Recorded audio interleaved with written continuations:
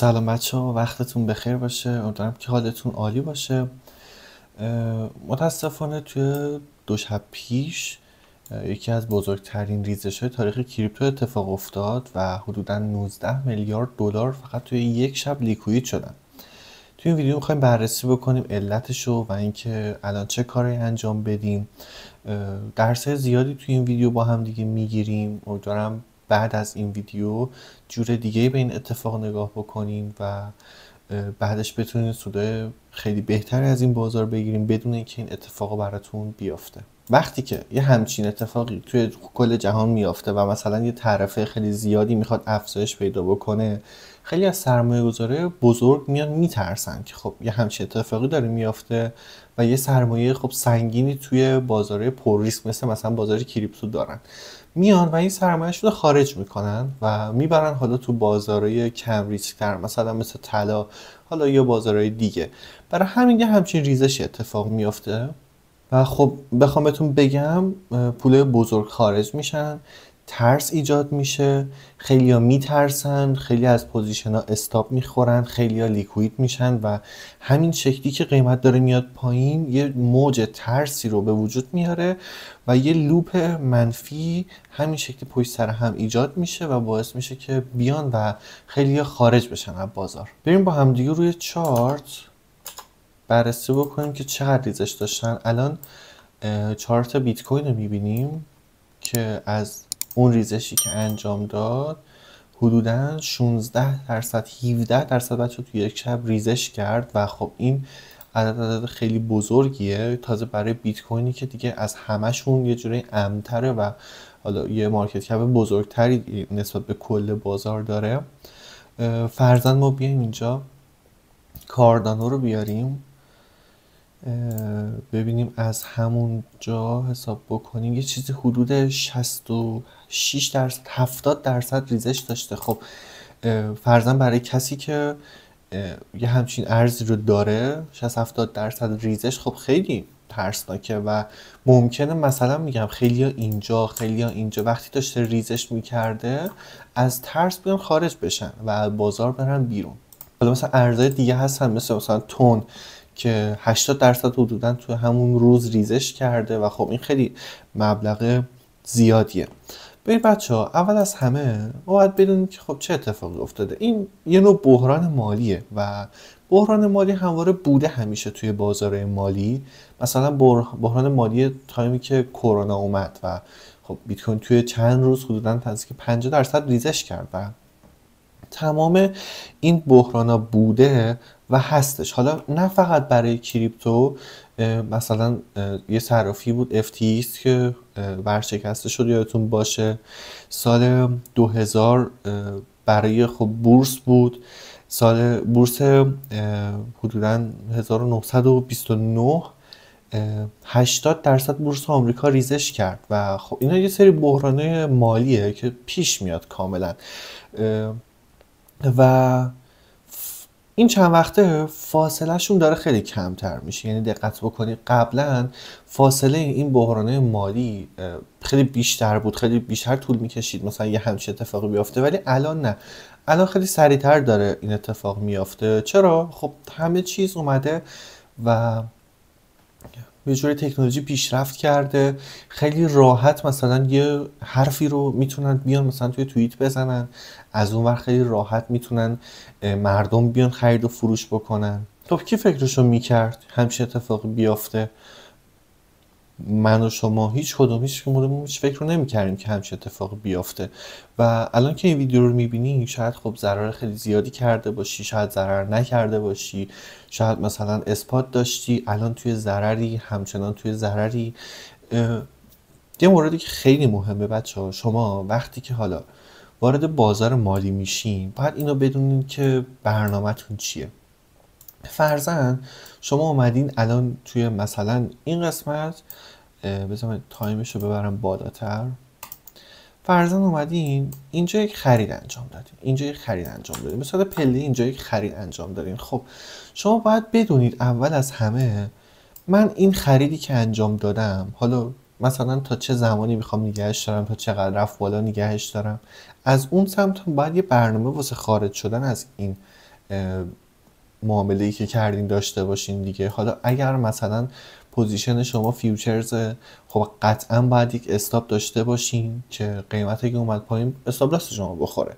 اگر استاپ لاس شما بخوره باید برنامه ریزی بکنین که من چقدر استاپ لاس بخورم، چقدر میتونم تحمل بکنم اون ضرر رو.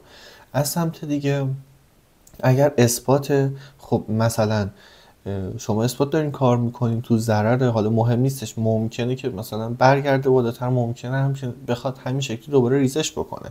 این بحران مالی قابل پیش بینی نیستن و احتمال هر چیزی توی اینا هستش. شما کاری که باید بکنین، باید توی فکرتون تو ذهنتون بیارین که همین الان ممکنه خیلی بدتر از این هم اتفاق بیفته، یعنی خیلی بخواد بیاد پایین تر. من تا چه حد میتونم این ضرر رو تحمل بکنم، تا چه حد سرمایه من کشش این ضرر رو داره، یا مثلا سرمایه‌ای که من آوردم توی این بازار چقدر برای من اهمیت زیادی داشته که الان مثلا توی این ضرر من بخوام بفروشمش تو ضرر مثلا، یا این که نه اصلا مهم نیستش، حالا شاید 1 سال 2 سال آینده دوباره مثلا مارکت خیلی برگشت بالا.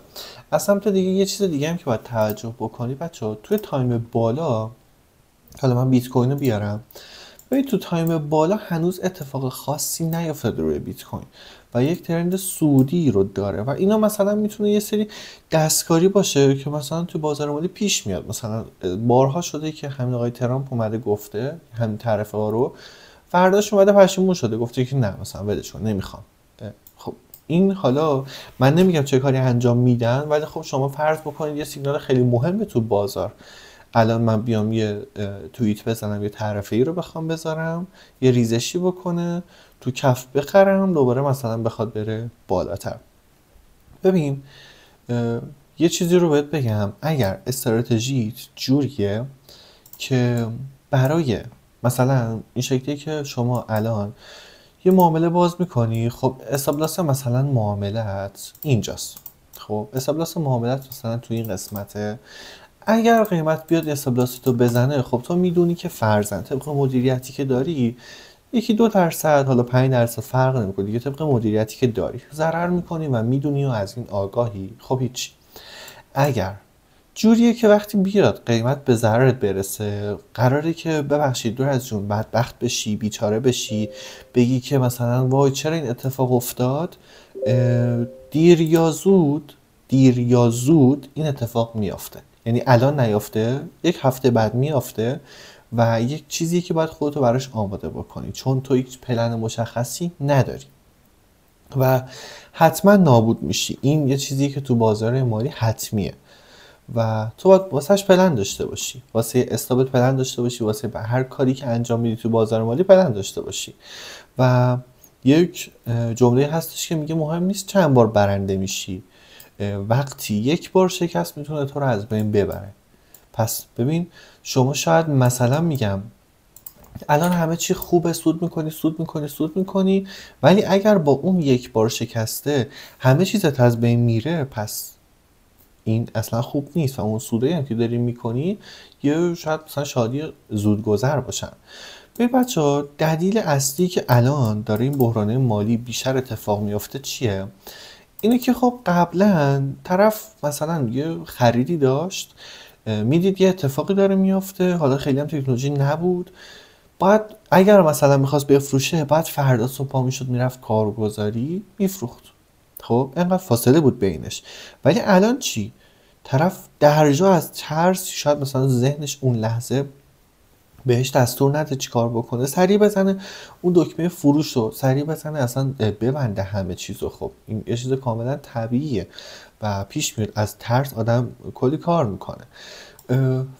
پس اتفاقی که میافته، اگر الان بچه ها توی ضرر هستین تو اثباتتون، به نظرم فعلا دست نزنین و صبر بکنین.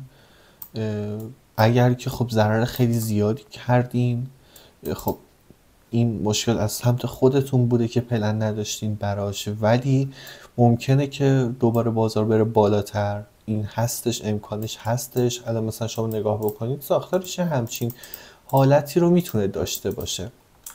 یا حالا یه همچین حالتی رو هم میتونه داشته باشه. پس فعلا جای ترس نیستش، ولی از این اتفاق یه درس بزرگ بگیریم که هر احتمالی تو این بازار وجود داره و همیشه سعی بکنید که برای تمام کاراتون تو این بازار یه پلن مشخص داشته باشین و همیشه بدترین حالت رو در نظر بگیرین و ببینین چه اتفاقی میافته اگر بدترین حالت پیش بیاد. اگر بدترین حالت پیش بیاد چه اتفاقی میافته، براش فکر بکنید که اگر اتفاق افتاد ناراحت نشین و بدونین که با فکر و پلن اومدین جلو. امیدوارم شما که این ویدیو رو میبینین توی ضرر نباشین، ضرر نکرده باشین. این ضرر خیلی سنگینی بوده و بعد این ویدیو امیدوارم که بهتر تصمیم بگیرین و بهتر مدیریت بکنین معاملاتتون رو و سرمایه گذاریاتون رو. امیدوارم که لذت برده باشین و حالتون عالی باشه. فعلا خدا نگهدار.